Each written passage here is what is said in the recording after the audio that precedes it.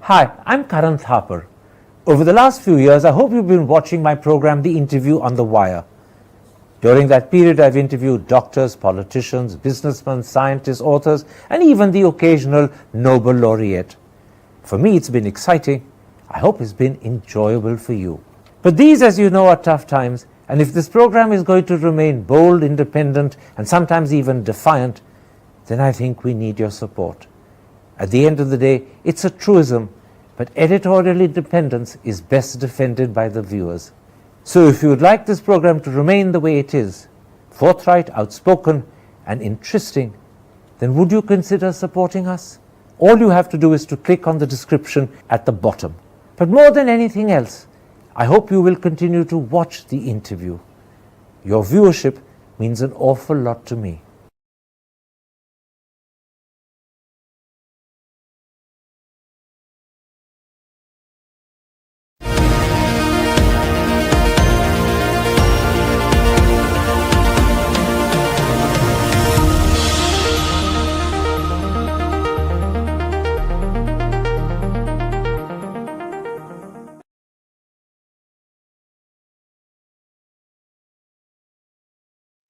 Hello and welcome to a special interview for The Wire.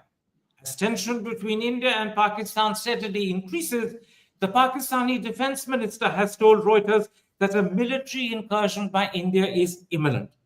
That's the reason why today we speak to Pakistan's former National Security Advisor about how he views the developing crisis. Does he accept that the slaughter in Pahalgam was the work of a Pakistani terrorist organization? What is his response to India's decision to place the Indus Waters Treaty in abeyance? What is the significance of Pakistan's threat to suspend the Simla Agreement? And most importantly, does he share the defense minister's belief that military action is imminent? And if he does, what does he believe will be the outcome? Joining me live from Lahore is Imran Khan's former National Security Advisor and now Vice Chancellor of Beaconhouse National University, Moeed Yusuf.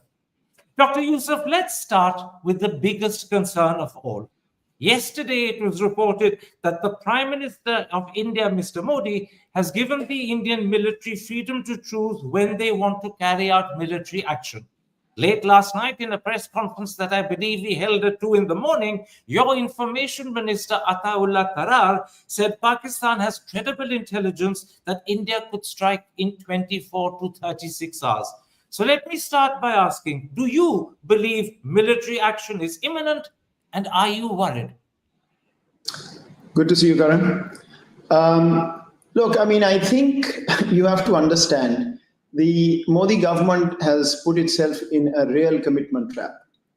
This happens. The playbook is very old. The pattern's very old. There's going to be an attack at 3 o'clock, 3:05, the name of Pakistan, 3:07, confirmed Pakistan, a media frenzy. You turn on Indian media and it seems like, God forbid, the world has been annihilated. On the Pakistani side, it isn't so.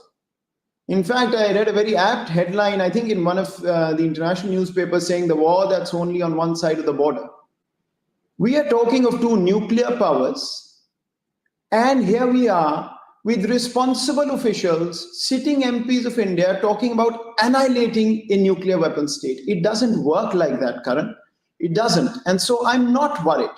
Look, these press conferences, they have a purpose. They must have picked up some information. They must have picked up some signal. And that's why the Pakistani Information Minister probably was put on TV. But I think there's a reality behind it. The Modi government and his coterie can come and say it's time to take over Pakistani Kashmir. They can come over and talk about, oh, Pakistan, this is time to undo 1947. I'm shocked even your left-wing politicians, the Congress politicians, Manish Tiwari, sits with... Please, Dr. Yusuf, my question was simple. You answered half of it. You said you're not worried. The first half was, do you believe a military strike is imminent? Karan, we agreed you won't interrupt me and I won't interrupt you. And we also agreed that you would answer pertinently and to the point. I'm here for as long as you want, my friend. Let me answer. You brought me online, let me answer. So do you believe a military strike is imminent? I've got to give you the background if you want to get an answer, okay? So this war hysteria, this media hysteria that we are seeing, is a commitment trap. Now, if the Indian government feels the pressure because of this commitment trap, they may try to do something which would try and let off steam. I don't personally think it can happen because the Indian military knows full well that there isn't a military option on the table. There is not a single military option, limited or otherwise, that goes risk-free. I hope. So you don't believe the strike is imminent? Is that what you're saying? Only your government can tell you whether it's imminent or not. I'm just telling you the sensible thing to do for any sane mind is to know that in a nuclear environment, given India-Pakistan's military equation, the option does not exist. 2019 is a very good example. I'm sure your people haven't forgotten that. Tell me, how prepared is Pakistan for a military strike if it happens? Your information minister last night at 2 in the morning held a special press conference to say he believes it could happen within 24, 36 hours. So let me ask you, how prepared is Pakistan for a military strike?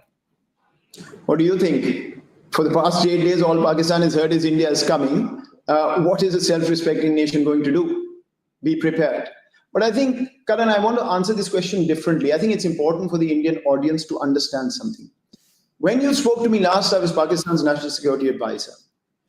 Pakistan has moved since then. And this is a critical point. At that time when I was in office, the word we used to play around with in government was restraint when it came to India. 2019 Pulwama, 2019 Balakot, even then, Pakistan's goal was restraint. The only thing we did was do what you do when a thief enters your house, chase them down. Other than that, we let you carry on with a false narrative that you created to say, oh, no plane came down till we actually showed you the pilot. 2022 missile that flew into Pakistan. What is the situation today? What is the difference you're pointing out? I'm going to get there, Karan. Just give me a second. 2022 missile attack, a accidental missile launch, not a word from Pakistan. What did we do? Back channel. Did we touch you when you were in Galwan with China? No. Ceasefire. You say that ceasefires don't happen because Pakistan infiltrates. We agreed to a ceasefire and kept it. There's a change. The change is that the current leadership believes, because of I have to say, India shunning option of dialogue and conversation again and again, India is seen as an incorrigible state today in Pakistan. And the difference is that at that time, we used to have a conversation. What would we do in terms of response? Today, no conversation. It's crystal clear. There's a consensus in Pakistan, even as an outsider. I'm not privy to inside information. Pakistan will respond. And the reason for that is that... Let me stop you there. When you say Pakistan will respond, are you suggesting that the restraint that you claim lay behind the response in 2019 when we struck Balakot and you sent in planes into Indian territory, that restraint won't be there this time? That this time the response will be tougher and stronger? Is that what you're suggesting? What I'm suggesting, seeing this as an outsider, is that yes, Pakistan is fed up of Indian hubris. What the Pakistani mind is saying at this point, Karan, is that we showed restraint. We went in a direction. We were talking of economic security and living like civilized neighbors. What did India do? Continue to talk to the world to isolate Pakistan. So you're saying that restraint won't be there this time. I'm pushing you because we don't have endless time. Unprecedented levels of terrorism in Balochistan and continuing to tell the world that India can move on minus South Asia. This is nothing short of insanity. So Pakistan feels that you've taken advantage of it. India's abused that opportunity that we gave because of restraint. There will be a tough response if India carries out military action. Is that what you're saying? I'm asking you to be precise. People want a clear answer. I'm not making decisions like I was 3 years ago. So all I can tell you is the consensus is that India needs to be given a response, no second thoughts. At that time, we still wanted to see if there were options other than that. Unfortunately, India has lost that opportunity with Pakistan. That's my feeling at this point. Tell me, Dr. Yusuf, could we end up in a full-fledged war? I mean, look, Karan, if people sitting in your parliament, people sitting in your cabinet are saying it's time to annihilate Pakistan, go and ask them, what are they thinking? Are they of a sane mind still? Because In the Cold War, this debate was over. When two nuclear powers are talking... I'm not talking of the Cold War. I'm pointing out something else. If you are determined to respond very toughly, which is what you've suggested, to any military action by India, India will have to respond to that. Which is why I ask, could we end up in a full-fledged war? Do you want a full-fledged war? No, I'm asking you, could we end up in one? That's a different question.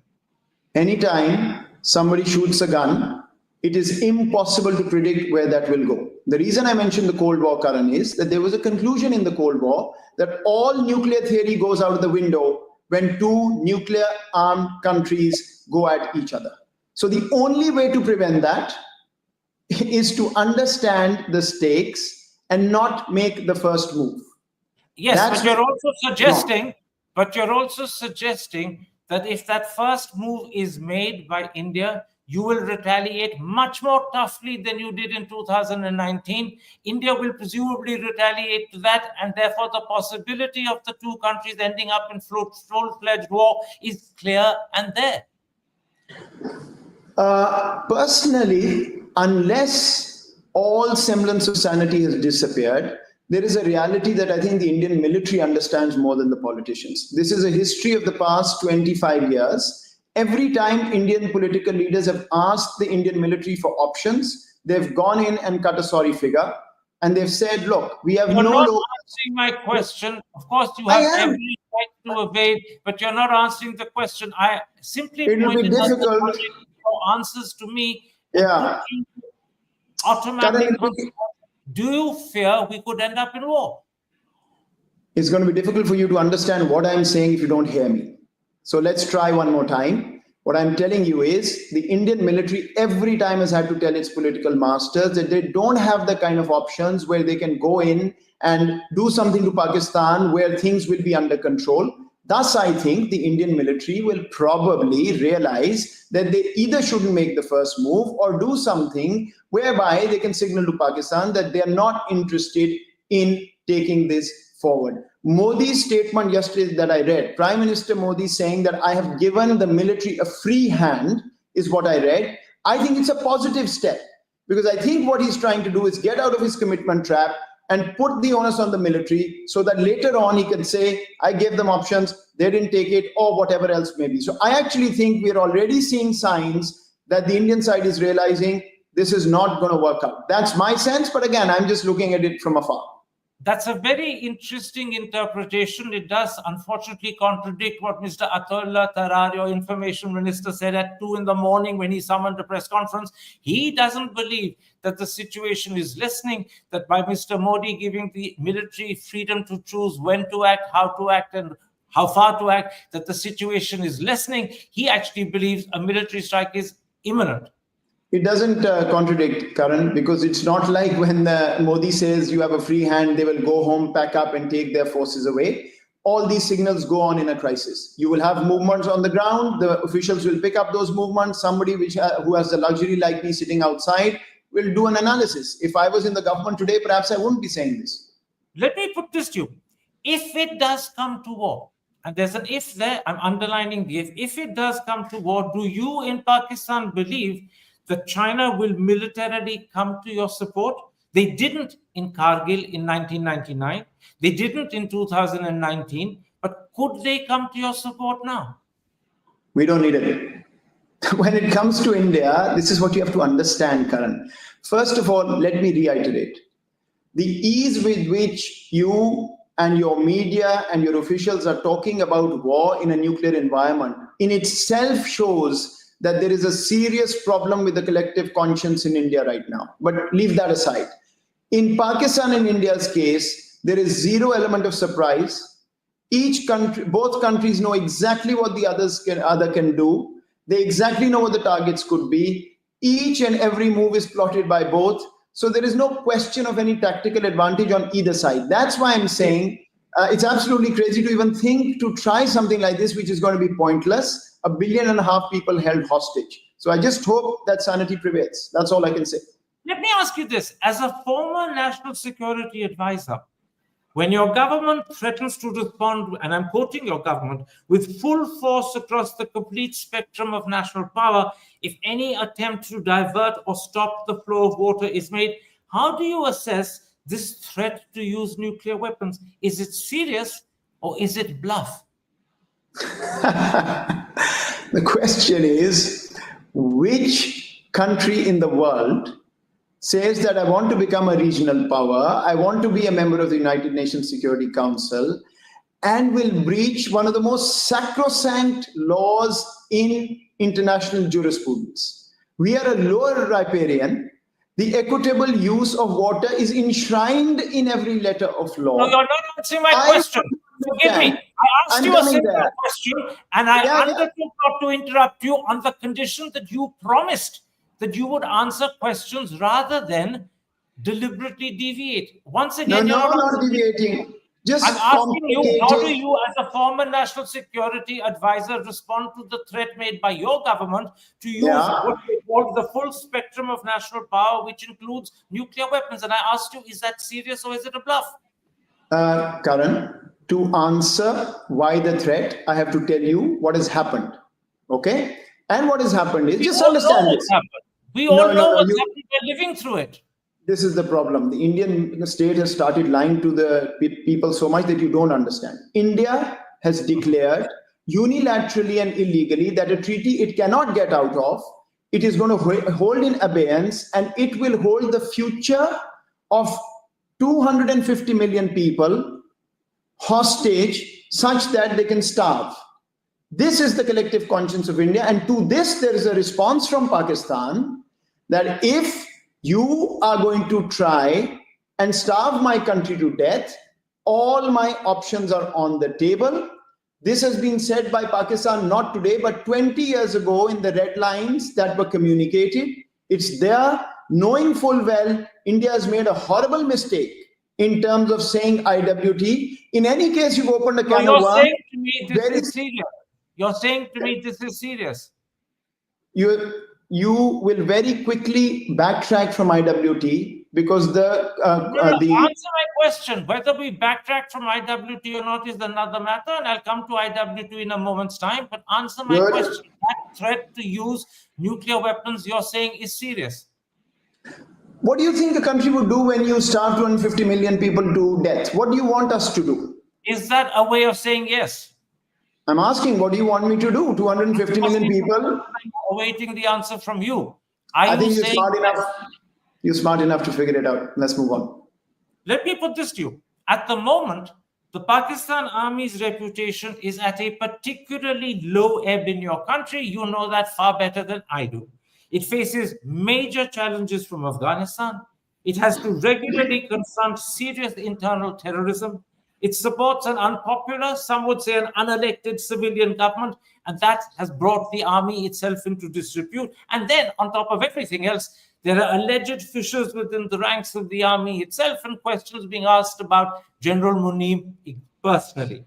As a former NSA, how do you view the position your army finds itself in? I didn't realize we were having a conversation about Pakistan's domestic political scene. If you want to do that, I'm actually not the right person. I don't follow politics. I actually don't know what happens most of the time. You'll have to get another guest for that. But let me just say this much. India never fails to help anytime there are any internal tensions in Pakistan. You must have seen the statement yesterday by Imran Khan, basically saying we are one against India. So I think all I can do, if what you are saying you believe is correct, all I can do is thank you, because that's not a conversation happening now. It may be an important conversation, but it's not happening right now. Right now, the conversation is India. And I think you've basically papered over. The reason why those questions about your army are important is they will, in a sense, help determine the effectiveness of the army at this point of time, the unity within the army, the relationship between the army and the civilian government, and the relationship between the army and the rest of the country, because the country thinks that the army is supporting an unelected government. That's why, at this juncture, those were credible questions to answer. But if you don't want to answer that, that's your prerogative. That's easy. That's very easy. That's very easy. It has absolutely no impact on what Pakistan is going to do if India does something crazy. Okay. To the last man. No question. Let's then come to how this crisis began.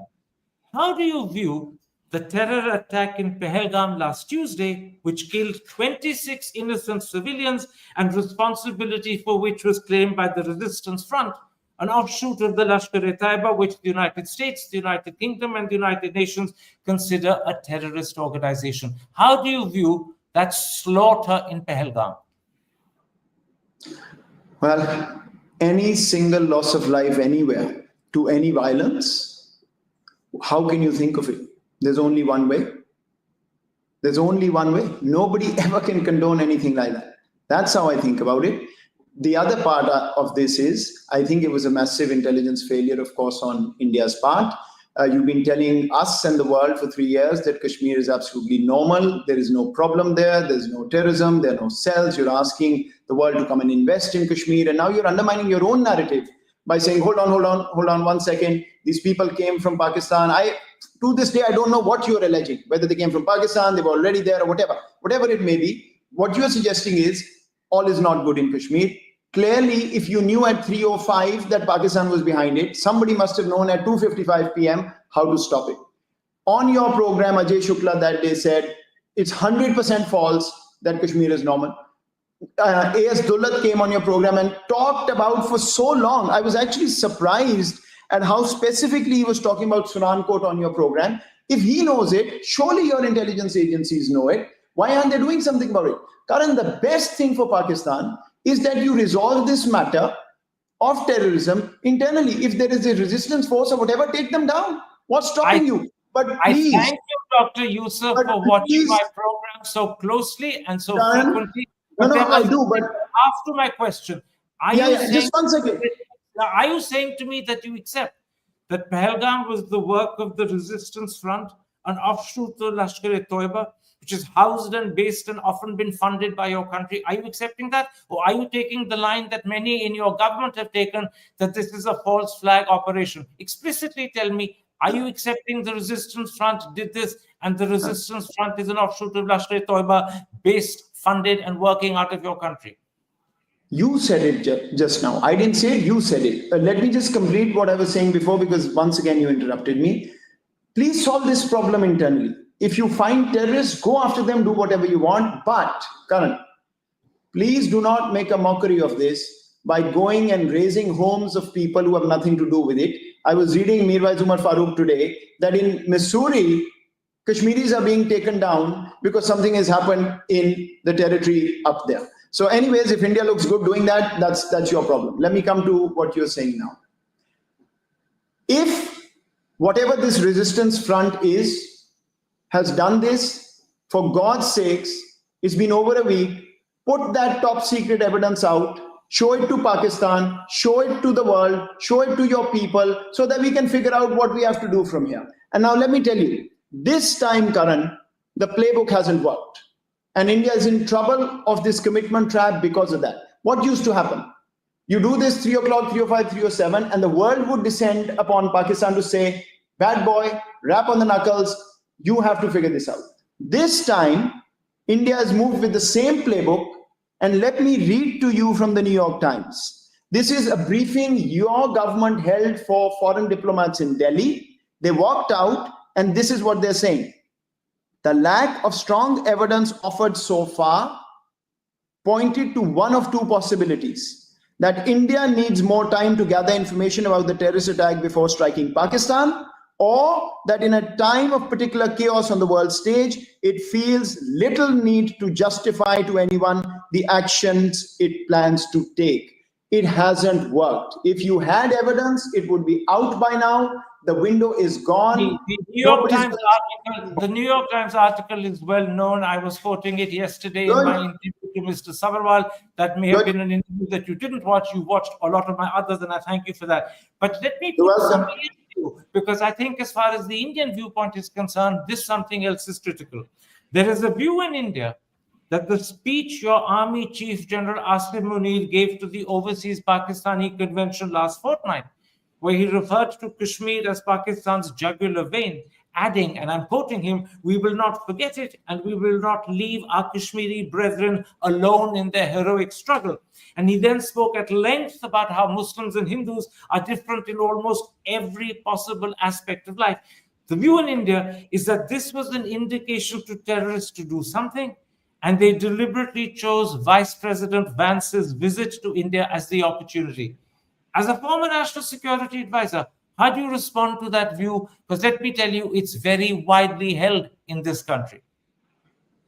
Well, thankfully, it's not for the Pakistan government or me to address your paranoia and insecurities. I mean, that's for all of you to decide how you want to interpret what you interpret. What I can tell you is that, for this program, in a lighter vein, I went to ChatGPT and I asked belligerent statements by Indian officials against Pakistan. The thing took 5 minutes to give me page after page after page where your officials are saying Pakistan should be finished off, Pakistani Kashmir is going to assimilate. Chatham House, your foreign minister goes and says that's the only thing left is the Pakistani Kashmir part. I told you about Manish Tiwari, BJP MP saying erase Pakistan.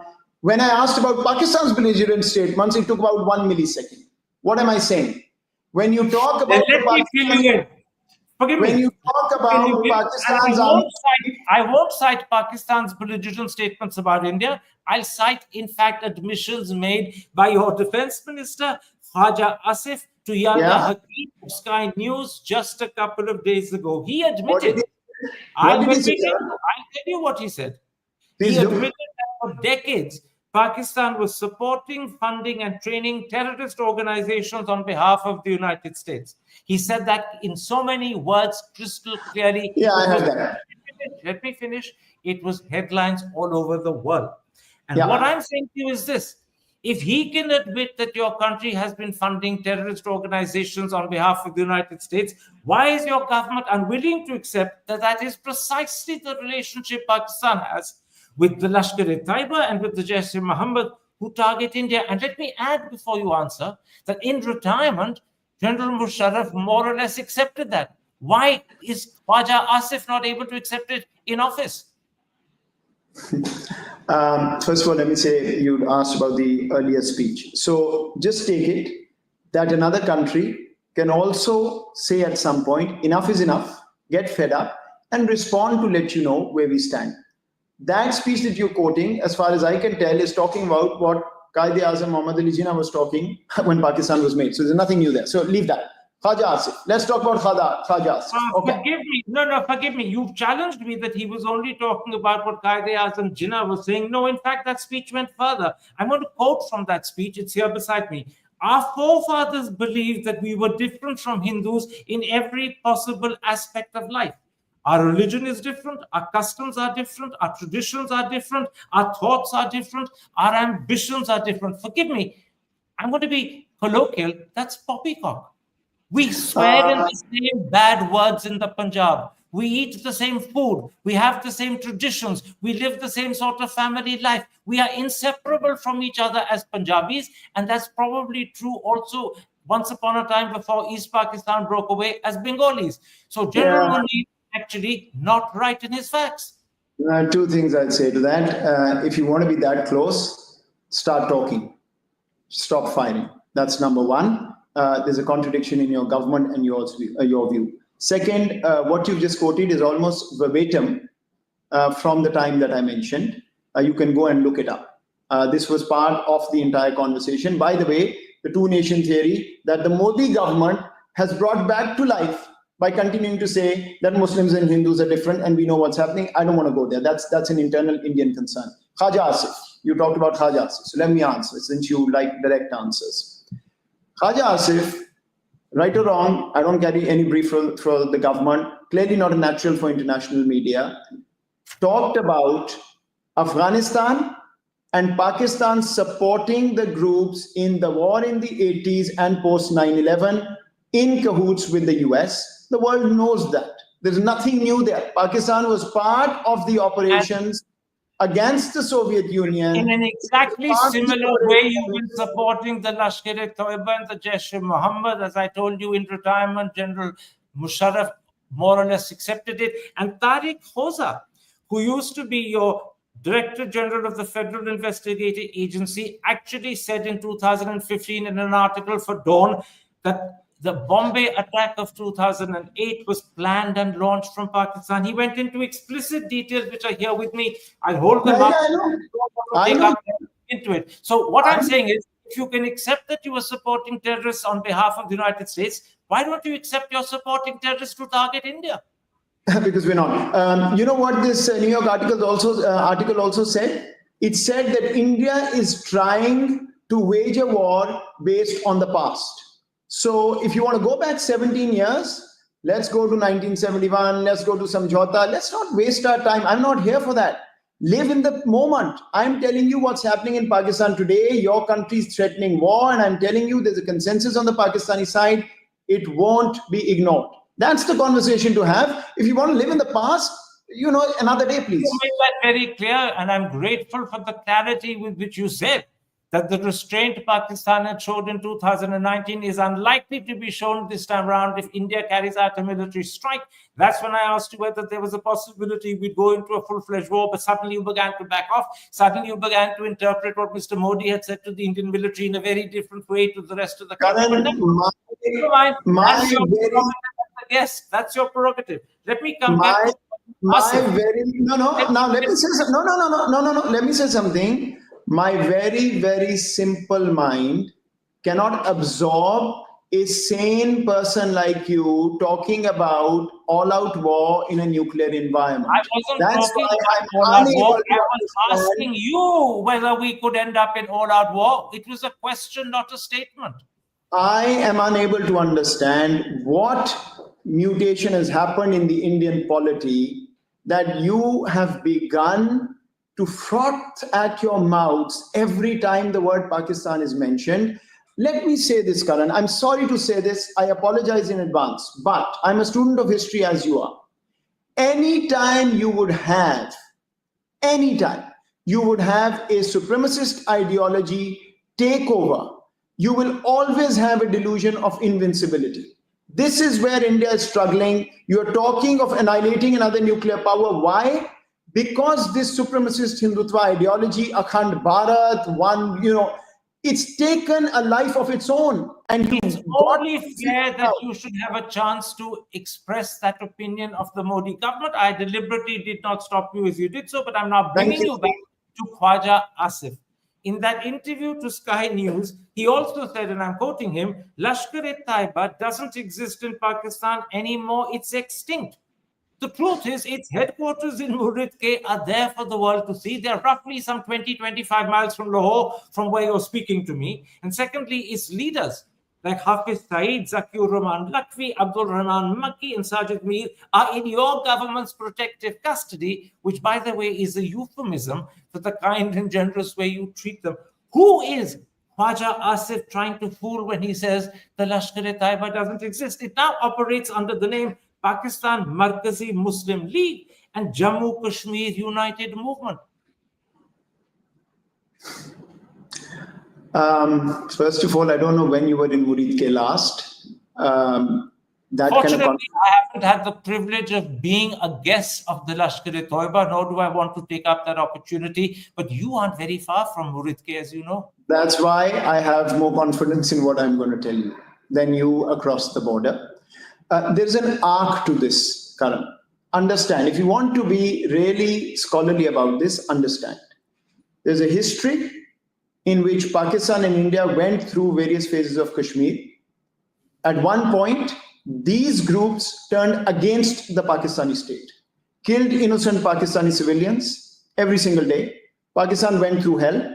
Just like, by the way, we are getting terrorist attacks in Balochistan every day with Indian fingerprints, and I see the Indian media gloating over it, but leave that aside. Since that time, this was tied up with the post-9/11 war in Afghanistan. Pakistan actually went after each one of these groups.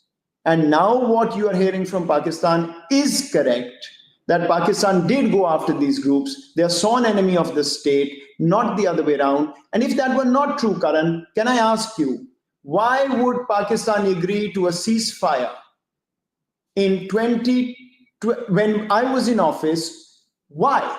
If that's what we wanted to do, 2019 August, Kashmir was. I won't contradict you. I won't contradict you. I'll quote Dawn newspaper, arguably your country's most reputed newspaper in English, to contradict you. You say that organizations like LET no longer exist. Khwaja Asif says it's extinct. I did not say that. I did not say that. Karan, I did not say that. Don't put words in my mouth. I did not say that. I did not say that. Listen again. That's why I'm saying, hear me out. They've been fought and battled and they no longer existed. I did not say that. Let me say again. And when you hear this, what did you say? What did you say? When you hear this recording, please be sure to apologize to me, because on air you are trying to say that I said something. I'll tell you what I said. I said that the state went after them and they are now sworn enemies of the state, not the other way around.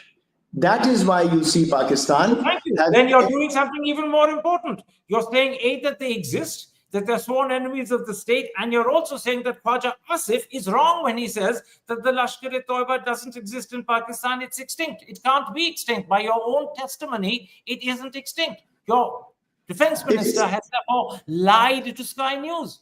If you want to have kids play, we can go back and forth. Here is what I will. I'll tell you. Khwaja Asif is wrong. I'll tell you one more time. Lashkar-e-Taiba and these groups turned against the Pakistani state. Pakistani state lost lives fighting them. They're sworn enemies of this state. The name Lashkar-e-Taiba does not exist, as you said yourself. It's extinct. These groups come up with 50 other names. Some people change membership. Some do something else. Same in India, by the way. Thank you. Thank you. That is precisely what I said you said, and now you yourself have used the word Lashkar-e-Taiba is extinct. Sorry, you're not getting any apology from me. You just repeated what you said. And let me now quote. I don't quite understand. This is I don't quite understand. Hold on. No, I won't let you get away with this. Been witnessed for nearly 2 decades now. I'm going to repeat that. As has been witnessed for nearly 2 decades now, the state moves to ban militant outfits, but in little time they are back up and running with new names, and the entire structure of violence is intact. In other words, what Dawn is saying, that these battles that you have with these militant groups, which you think makes them sworn enemies of yours, lead to no material change of outcome. The entire structure of violence remains intact, and as the paper says, the banned so-called militant groups are back up and running with new names. Nothing changes. No. Exactly what Dawn is saying is what I've said. Be patient and listen. Be patient and listen. Be patient and listen. Lashkar-e-Taiba, the name, outlawed, cut out, blackened. Do these groups come up with new names, change memberships, new people start joining, old people leave? It's an industry. Yes, happens in Pakistan, happens in India, happens in Iraq, everywhere. That's the anatomy of militant groups. What is Dawn saying? You're just proving that the way you tackle them is ineffective, that you're quite happy for them to transform into another group and continue with exactly the same violence and the same evil. You're proving it yourself. If you think that Pakistanis are crazy enough to let people who are killing Pakistanis play this game with us, then okay. But we are rational people. What Dawn is telling you is that the structure of violence. Dawn is saying does suggest a certain craziness in the way you handled them in the past. They're coming back to bite you viciously at the moment. And look at you gloating, Karan. Look at you gloating with innocent civilians of Pakistan dying. My God. Innocent Pakistan is dying, and look at you. Let's leave this aside. We've quarreled. We've exhibited our differences of opinion. Let's move to 2 things before I leave you. And those 2 things are the way India has responded to the situation and the way Pakistan has responded. The Indian government has taken a series of steps, the most significant of which is placing the Indus Waters Treaty in abeyance. Given, I'm told, that the Indus Waters account for up to 80% of Pakistan's irrigated agriculture, and I'm told it also accounts for somewhere between 20 to 25% of our country's GDP, how do you view this step? Remember, it's in abeyance, it's not abrogated, is it? Which is why I'm asking. गलती हो गई आप लोगों से. That's how I see it. And the sooner you realize it, the better. Let me explain. First of all, if India is willing to declare itself above and beyond international law, if it's willing to declare itself a rogue state, you can do this. Otherwise, the Indus Water Treaty has no mechanism, absolutely no mechanism for either country to either hold it in abeyance or to withdraw from it. Not possible, illegal, number one. Number two, I've said this to you before, I'll say it again. If the collective conscience of India does not feel that starving 250 million or threatening to starve even 250 million people to death is not morally reprehensible, I don't know what is. But ghalti kyun hui? Let me explain. And that's why I said initially you will backtrack from this abeyance. You've opened a can of worms for yourself. Because when the Chinese work on the Brahmaputra as they're planning, you're going to be in serious trouble. So I think you will backtrack from this, but just doing that has already exposed what the collective conscience of the supremacist Hindutva mindset is doing to you. That's the worry I have as a neighbor, nothing else. Let me put one more question about the Indus Waters Treaty to you before I talk to you about the decision, or the threat rather, not the decision, to hold the Simla Agreement in abeyance. The Indian Water Minister, Mr. C.R. Patil, has said, and I'm quoting him, "We will ensure that not even a drop of water from the Indus River goes to Pakistan." How do you view that? See a shrink, psychiatrist treatment, kick him out. You have a neighbor of 250 million. If 250 million people are going to starve to death, what is India? It's going to become paradise? I mean, come on. It's not even worth a question, Karan. I mean, you don't want to follow international law. You want to starve your neighbor. And somehow, this is where that minus South Asia, this idea that I'm going to cut off my wings, but I'm going to fly to become a regional power. Nothing, inherently contradictory. Please look around your neighborhood. Look around your neighborhood. You're not doing well with your neighbors. The only way forward for this region is to talk and look after their people. All of this rest of what we are talking about is not going to get us anywhere. Neither you nor us. I hope that kind of thinking can come back. In response, the biggest step that Pakistan has said it will take is to threaten to hold the Simla Agreement in abeyance. Let me ask you, as a former NSA, what is the significance of holding the Simla Agreement in abeyance? Look, first of all, I think India should think what kind of chain reactions is starting. I don't know whether I would have taken this decision if I was there. I don't know. I haven't sort of thought through it in that way. But this is obviously a reaction. Ultimately, on both IWT and Shimla, both will have to sit down and talk this through. But the logic behind it, I can explain again, is that Pakistan is fed up. Every single time there is one upping the ante. And why is that upping the ante necessary? Again, because you've convinced over time your own polity that India is invincible. 2019, a plane is down and the narrative is India won. Galwan, China, your own people are writing, it's actually not true what the government is saying. You're saying you won. And that's now convinced your perhaps media and people that you can walk over a nuclear country and they just give you roses, right? I think that's the problem. But Shimla in abeyance is very simple. Pakistan's view on this is Shimla's material spirit is that there will be bilateral conversations to resolve issues and disputes.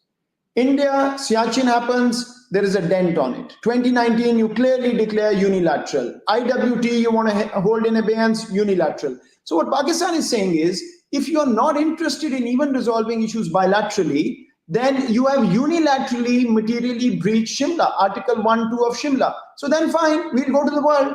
You are the one who want to bilaterally. But there's one other aspect of the Simla Agreement. Not only did the Simla Agreement embody the decision to resolve issues bilaterally and peacefully, it also embodied the decision to convert the earlier ceasefire line into the line of control. And as you know, since 1972, the line of control has been regarded as the de facto, not the de jure, but the de facto border between India and Pakistan in Kashmir. By putting the Simla Agreement in abeyance, is your government saying it no longer honors the LOC? Because that could work both ways. You don't honor it, India may not honor it. India might incur into your territory. Yeah, I don't actually think so. As I said, I think both these IWT and Shimla are tit for tat sort of actions, and they will need to sit down and talk through this, right? It's as simple as that. And I hope better sense prevails and this happens very, very quickly. At the end of the day, both of them just as tit for tat and not actual serious measures. I don't know. You can ask India about IWT. I cannot imagine a country thinking of a neighbor like this, no matter who the neighbor is. On Shimla, I think it's pretty clear, as I said, that Pakistan's signaling that it's fed up. If you're not going to do things bilaterally, you're going to do things unilaterally, then might as well, we'll go to the world and start talking about it. So I think we'll see where that goes. But Karan, I mean, if this was your last question, my last question is coming up. My last question is coming up. I'll wait then. I'll wait. My last question is this.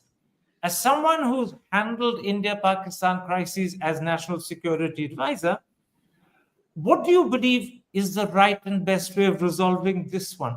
What, for example, would be your advice to your Prime Minister if Shehbaz Sharif rings up and says, Moeed, give me your advice. You handled India-Pakistan before. What do you think we should do? What would be your advice to him? You're halfway where I wanted you to be. What I was going to say, Karan, is that if we are ending on this note, I'm actually disappointed. I thought we were going to spend the hour talking about the future of India-Pakistan relations as neighbors.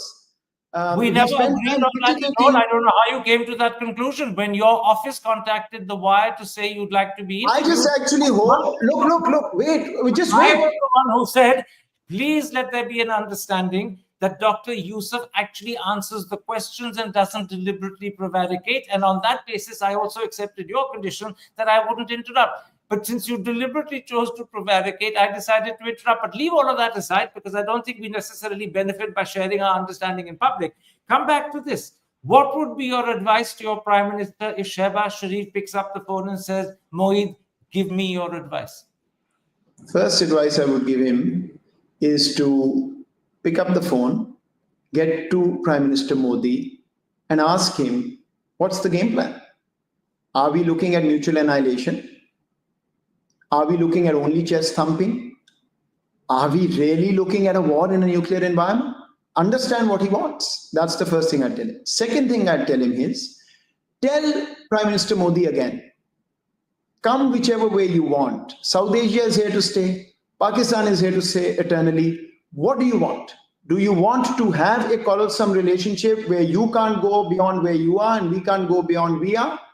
Or do you want to become civilized neighbors? The third thing I'll tell him will be, tell Prime Minister Modi that I cannot control the sentiments of 250 million people who see through what India has been doing, who see through what's happening in Balochistan every day. So I would encourage you not to take the first step, because if you do, what comes after that will not be in anybody's control in any nuclear environment. These are the first three things I would tell him to tell Prime Minister Modi.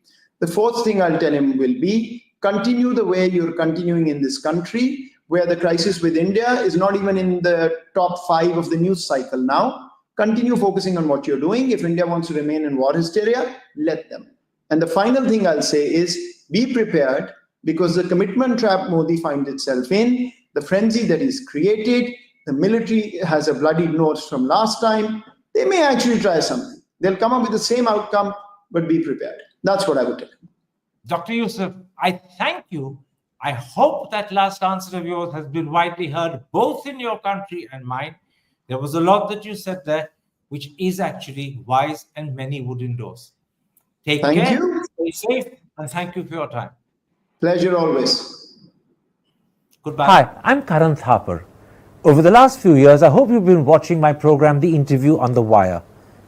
During that period, I've interviewed doctors, politicians, businessmen, scientists, authors, and even the occasional Nobel laureate. For me, it's been exciting. I hope it's been enjoyable for you.